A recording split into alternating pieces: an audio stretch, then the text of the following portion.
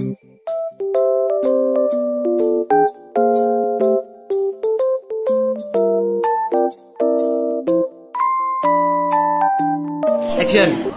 Assalamualaikum warahmatullahi wabarakatuh. Waalaikumsalam warahmatullahi wabarakatuh. Kami dari kelompok 1 akan mempresentasikan hasil diskusi kami mengenai pengolahan sampah organik menjadi pupuk kompos. Saya Nurayani Siti Aisyah. Saya Tirta Rinjani. Saya Krisna Mukti. Saya Amelia. Baik, langsung saja. Sebelum ke bahan-bahan serta alat-alatnya, saya akan menjelaskan dulu beberapa sampah organik yang dapat diubah menjadi pupuk kompos. Di antaranya adalah ada sampah sisa makanan, mulai dari sayur-sayuran hingga daging busuk.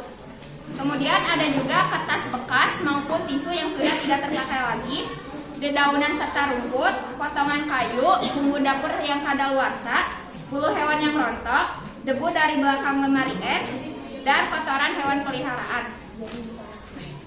Selanjutnya, kami akan menjelaskan alat-alat yang diperlukan untuk membuat pupuk kompos.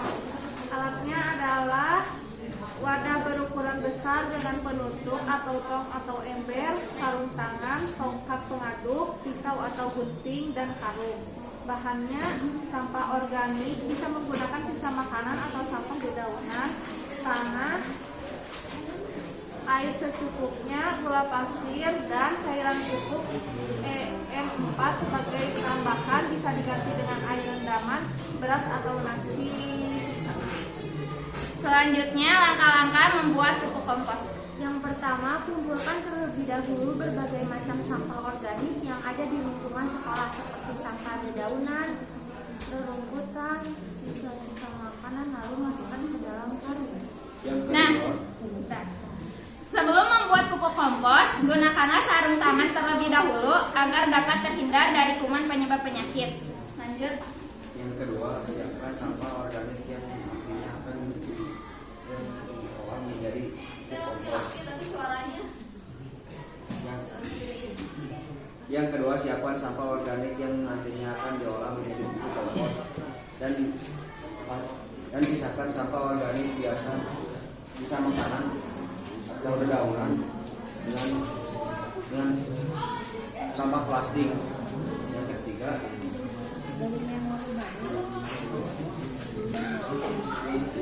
Yang ketiga, siapkan sampah organik yang nantinya akan diolah menjadi pupuk kompos.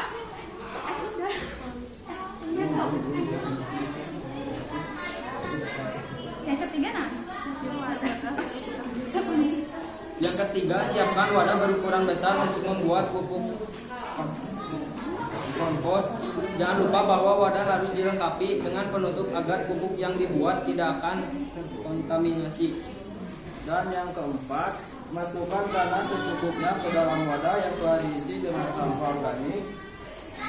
Ketebalannya bisa kamu sesuaikan dengan wadah dan banyaknya sampah organik.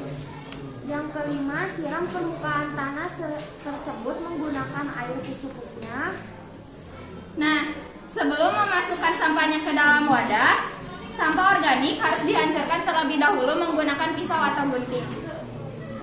Pastikan sampah disimpan secara merata, sebisa mungkin ketebalan sampah setara dengan tebalnya tanah. Tambahkan gula pasir sebagai pelengkap agar tanaman organik dapat tumbuh dengan lebih maksimal. Nah, selanjutnya siram dengan air yang telah dicampur EM4. Nah, EM4 sendiri itu bisa diganti dengan air rendaman beras atau nasi sisa. Hal ini bertujuan untuk memancing tumbuhnya berbagai macam jenis jamur agar dapat mempercepat proses terbentuknya pupuk kompos. Masukkan lagi tanah ke dalam wadah. Kali ini tanah berperan sebagai penutup sampah. tutup wadah dengan rapat. Jika kita menggunakan air rendaman atau sampah nasi sisa, maka gunakanlah kain sebagai penutup wadah. Dan simpan di tempat lembab, dan setiap minggu sekali periksa pupuk, lalu aduk kembali hingga merata. Dan yang terakhir, selama kurang lebih 1 bulan, pupuk kompos dapat dipanen dan digunakan untuk menumbuhkan berbagai jenis tanaman. Nah, pupuk kompos yang disimpan lebih lama itu akan menghasilkan pupuk kompos yang hasilnya lebih bagus juga. Selanjutnya, ada beberapa hal yang harus diperhatikan dalam membuat pupuk kompos. Yang pertama yaitu pastikan wadah pembuat pupuk kompos tidak terkontaminasi oleh air dan hewan yang menjadi penyebab hama. Yang kedua, pastikan juga wadah tidak terkena sinar matahari.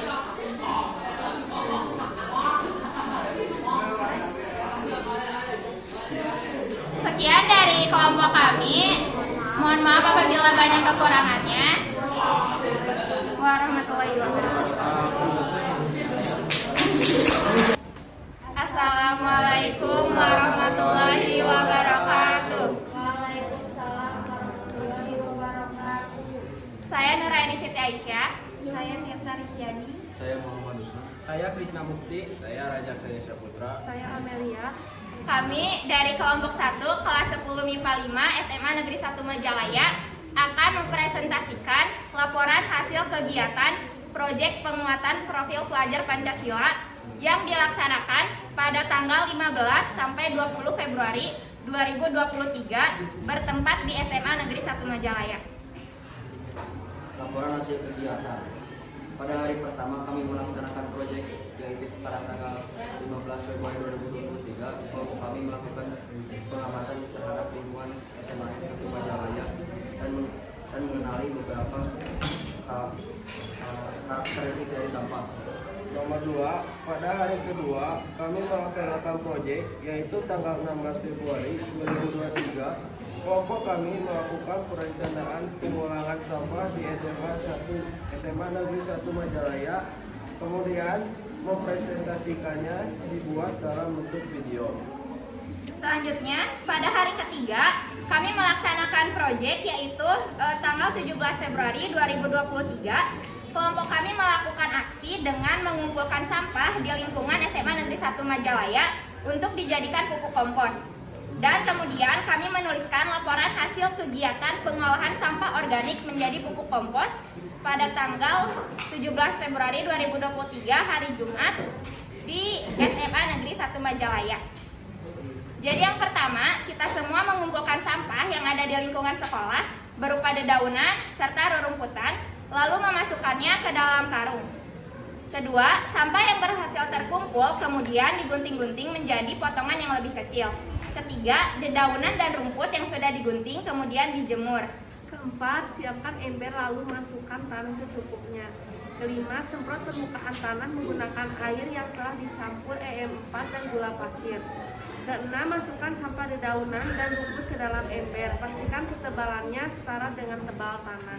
Dan yang ketujuh, masukkan kembali tanah kemudian tambahkan sampah dedaunan. Hal ini dilakukan secara selang-seling sambil disemprot larutan EM4.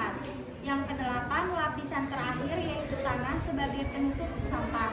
Yang kesembilan, tutup rapat ember lalu simpan di tempat yang lembab selama kurang lebih 3-4 minggu. Kesimpulan yang dapat kami ambil yaitu jadi dapat disimpulkan bahwa sampah dedaunan, rumput, bahkan ranting merupakan salah satu bahan pengolahan sampah organik menjadi pupuk kompos. Pada hari terakhir kami melaksanakan proyek yaitu tanggal 20 Februari 2023. Kelompok kami membuat laporan hasil kegiatan selama proyek. Kemudian kami akan mempresentasikannya dan dibuat dalam bentuk video. Setelah itu video 1 dan video 2 akan digabungkan untuk selanjutnya diupload di YouTube. Jadi kesimpulannya, dari hasil kegiatan proyek selama 4 hari ini kami dapat menyimpulkan bahwa semua kegiatan yang kami lakukan dapat berjalan dengan lancar dan sesuai dengan perencanaan yang kami buat.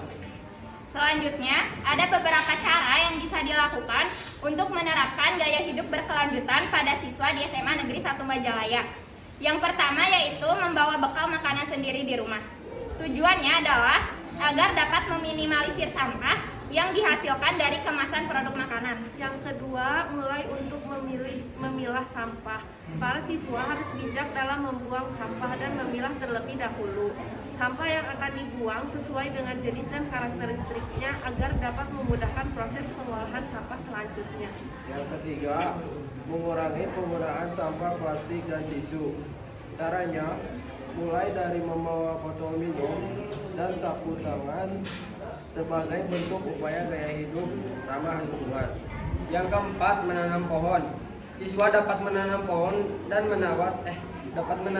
merawat pohon agar lingkungan sekolah tampak lebih asri. Yang kelima, mengelola sampah. Melalui kegiatan proyek yang sudah dilakukan para siswa, sudah dikenalkan bagaimana cara mengelola, yaitu dengan memanfaatkan sampah organik, dedaunan, rumput, ranting menjadi pupuk kompos. Yang keenam, hemat listrik. Hal ini dapat dilakukan dengan cara memanfaatkan cahaya matahari dan hembusan angin. Hal tersebut dapat mengurangi pemakaian lampu dan kipas angin saat proses pembelajaran di kelas. Jadi kesimpulan yang dapat kelompok kami ambil yaitu gaya hidup berkelanjutan dapat dilakukan mulai dari hal-hal yang sederhana dan diharapkan para siswa dapat membiasakan diri agar lebih peduli terhadap lingkungan sekitar melalui konsep 4R yaitu reduce, reuse, recycle, dan replace untuk menciptakan suasana lingkungan yang 5R yaitu ringkas, rapi, resik, rawat, dan rajin. Sekian dari kelompok kami. Mohon maaf apabila banyak kekurangan. Cukup sekian. Wassalamualaikum warahmatullahi wabarakatuh.